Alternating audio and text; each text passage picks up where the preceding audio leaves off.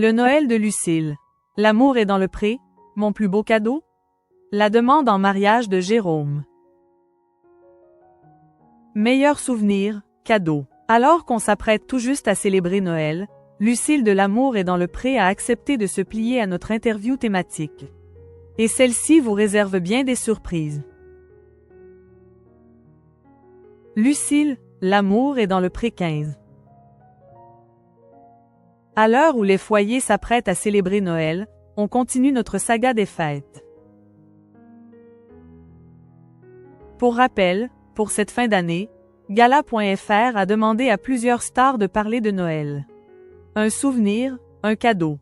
Oublions le temps d'une interview cette année qui fut riche en émotions. Lucille, candidate emblématique de la 15e saison de L'amour est dans le pré, a accepté de se prêter à l'interview de Noël. Cette année, de quoi votre liste de Noël est-elle composée? Lucille. J'ai envie de dire un bijou. Jérôme m'avait offert un beau collier qu'Adonis a cassé. Quel est votre plus beau souvenir de Noël? Mon deuxième Noël avec Jérôme lorsqu'il a fait sa demande en mariage. Capucine n'était pas encore réveillée. Il m'avait un petit peu mené en bateau en me disant qu'il avait un cadeau exceptionnel et que je ne trouverais jamais. Il a fait semblant de descendre, de faire beaucoup de bruit et de chercher dans des cartons. Puis, il m'a demandé de venir dans la cuisine où mon cadeau m'attendait. Je suis arrivée et il s'est agenouillé. Je ne m'y attendais pas du tout. Après avoir fait sa demande, il m'a dit qu'il avait cette idée en tête depuis la naissance de Capucine, le 12 octobre 2021, NDLR. Et ce cadeau de Noël que vous n'oublierez jamais? Sans hésitation, la demande en mariage de Jérôme, rire. Avoir des enfants permet-il d'entretenir l'esprit de Noël? Les enfants nous permettent de garder cette magie de Noël. Quand on est adulte, on perd un peu l'envie de faire des cadeaux et de mettre la décoration. D'ailleurs, qu'ont-ils demandé à Noël? Comme il est encore jeune, Adonis n'a rien demandé de spécial au Père Noël. Cependant, Capucine a déjà découpé ce qui lui donne envie dans les catalogues. On arrive déjà à une bonne centaine de pages, rire. Il y a des licornes, de belles poupées et un vélo comme elle aime beaucoup les activités en extérieur. Elle a une bonne liste. Jusqu'à quel âge avez-vous cru au Père Noël? Je ne m'en rappelle pas.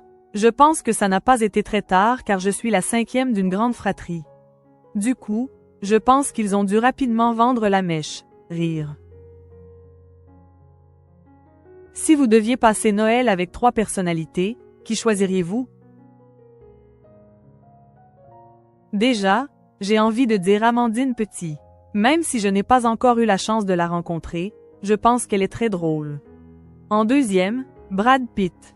Et puis, Taylor Swift, c'est obligé. Parvenez-vous encore à écouter All I Want for Christmas Is You de Mariah Carey? Je suis obligée en fait. Elle est dans la playlist de Capucine. Même lorsque ce n'est pas Noël, j'ai le droit à Mariah Carey. Cette chanson est tellement spéciale et féerique que je ne peux pas m'en lasser. La fin d'année, c'est aussi l'heure des bilans. Que retenez-vous de votre année 2024? Une année de folie. On pensait que ça allait être plus calme après la naissance d'Adonis, mais ce n'est pas le cas, rire. Je pense que nous avons une vie de dingue. Nous vivions un quotidien à 100 à l'heure et c'est ce qu'on aime. Je retiens aussi tous les bons moments passés avec mes enfants et la rentrée scolaire de Capucine. Après Noël, c'est le passage à la nouvelle année. Comment appréhendez-vous 2025? Bien, franchement, je n'ai pas d'appréhension pour les nouvelles années. On va commencer 2025 avec des vacances sous le soleil en Guadeloupe.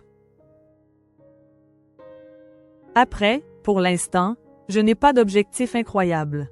On verra pour les autres projets qui se mettront en route.